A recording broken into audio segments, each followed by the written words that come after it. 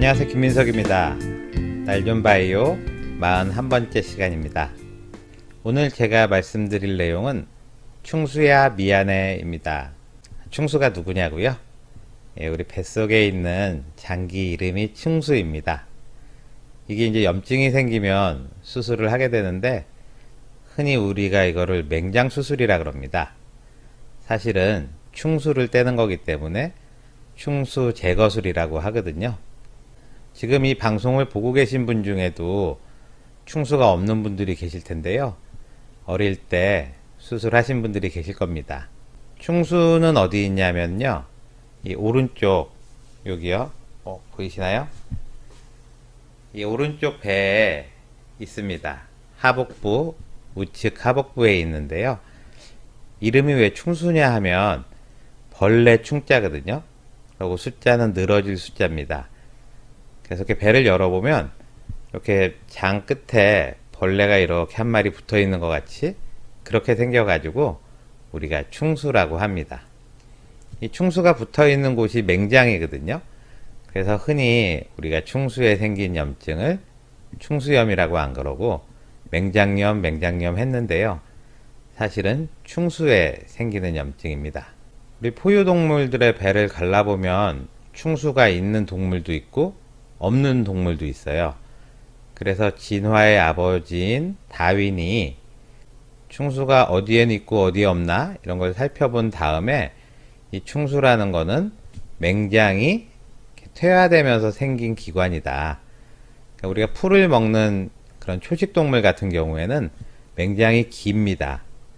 그 긴 맹장에 풀이 그 안에서 내려가지 않고 담겨져 있다가 장에 사는 미생물들이 그걸 발효하면 천천히 내려가는 그런 구조거든요. 근데 사람은 초식동물이 아니기 때문에 이게 긴 맹장이 필요 없어서 이 맹장이 점점 짧아지고 그 중에 일부는 충수가 됐다. 이게 이제 다윈의 얘기입니다. 그래서 우리가 진화 과정에서 퇴화되고 남은 거를 흔적기관이라 그러는데요. 대표적인 게 이 귀를 움직이는 그런 근육이 있습니다. 개나 고양이는 귀를 막 움직일 수가 있죠. 근데 사람은 귀를 저는 못 움직이겠더라고요. 또 하나가 이 엉덩이 쪽 뒤에를 만져보면 꼬리뼈가 있습니다.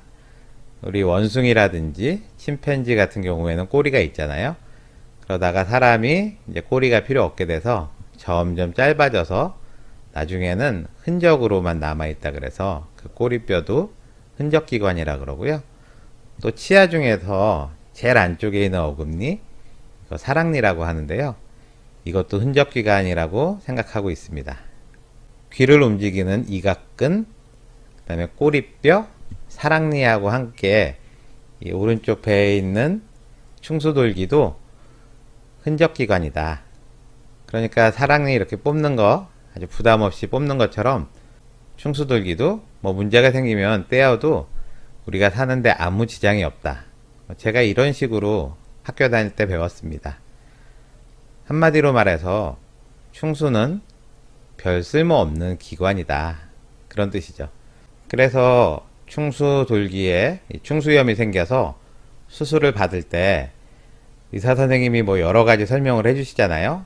뭐 마취하다가 부작용이 생길 수도 있고, 뭐 수술하다가 피가 날 수도 있고, 거기 염증이 생길 수도 있고. 그렇지만 뭐 이런 게 다 아물고 나면 살아가는데 큰 지장이 없다.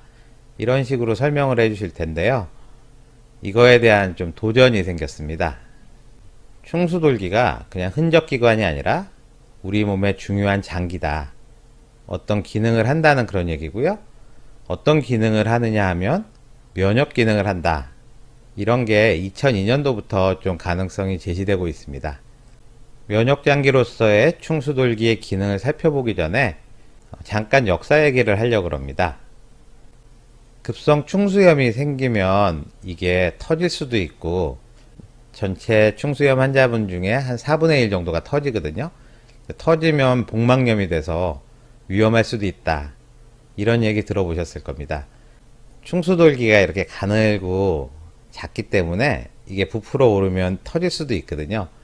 터지게 되면 그 안에 있는 세균이 밖으로 나와서 우리 몸속으로 들어가거든요. 그럼 폐혈증이 되고 이 폐혈증이 잘 치료하지 않으면 죽을 수도 있습니다. 이 얘기를 들으면 예전에는 이거 수술을 못했을 텐데 그러면은 충수염에 걸려서 사람들이 참 많이 죽었겠구나, 이런 생각을 하게 됐습니다. 서양에서 처음으로 충수 제거술, 그러니까 맹장염 수술을 한 게 지금부터 불과 140년 전이거든요. 1880년에 미국 뉴욕에서 첫 번째 충수 절제술이 있었습니다. 그러니까 그 이전에 태어났던 사람들은 재수 없어서 이렇게 충수염이 걸리면 상당히 많은 사람들이 죽지 않았을까, 이런 걱정을 이제 하게 되는데요. 그럼 조선시대 때는 어땠을까요? 조선시대 인구를 살펴보니까 영조, 정조 시대 때 가장 많았는데 한 700만 정도 인구가 됐다 그럽니다. 그럼 한 해에 충수염, 그러니까 맹장염이 몇 명이나 생겼을까요? 보통 인구 10,000명당 한 10명 정도 생기거든요. 그래서 한 7,000명 정도 충수염이 생겼을 거고요. 그 중에 한 4분의 1인 한 1,700명 정도는 복막염으로 발전을 해서 사망했을지도 모르겠습니다. 조선왕조 실록에 보면 왕이나 왕자, 공주, 옹주, 이런 왕손들이 충수염이 의심되는 증상으로 사망했다는 기록은 없는 것 같거든요. 1년에 7,000명이면 꽤 많아 보이지만 그렇게 흔하지는 않았던 것 같습니다. 2017년도에 충수염으로 수술받은 사람이 우리나라에서 9만 명 정도 됩니다. 인구 한 10,000명당 17명에서 18명 정도 그런 생기는 빈도인데요. 아까 조선시대 때는 인구 10,000명당 한 10명 정도 생겼을 거라고 추정을 하잖아요. 왜 그럴까요? 사실 제가 조선시대에 안 가봤으니까요. 조선시대에는 얼마나 충수염이 생겼는지 알 수는 없지만요. 영국의 통계를 보면 좀 힌트를 얻을 수가 있습니다. 영국이 1930년도의 통계를 보면 인구 10,000명당 충수염이 한 10명 정도 생겼다 그래요. 근데 이게 갑자기 쭉 증가를 해서 1955년도가 되면 인구 10,000명당 30명 정도 생기게 된답니다. 그리고 나서 이게 차차로 줄게 되는데요. 도대체 30년부터 55년, 그 20년 사이에 무슨 일이 있을까요? 영국에서 발행된 연구 논문에 따르면요. 그 시기에 상수도가 보급이 됐답니다. 그러니까 그전에는 강물이나 우물물 같은 거를 먹다가요. 수돗물이 보급되면서 깨끗한 물을 먹으면서 위생 상태가 좋아졌잖아요. 그러면서 갑자기 충수염이 늘어났다는 겁니다. 좀 신기하죠? 이게 요즘에 우리가 너무 애들을 깨끗하게 키우다 보니까 아토피나 알레르기가 많아진다, 뭐 이런 얘기 들어보셨어요? 어렸을 때 흙장난도 하고 좀 더러운 것도 집어먹고 어릴 때 이러면 아토피 알레르기 뭐 이런 게 없는데 너무 애들을 깨끗하게 키우다 보니까 그런 게 오히려 많아진다, 이런 뉴스 보신 적 있을 겁니다.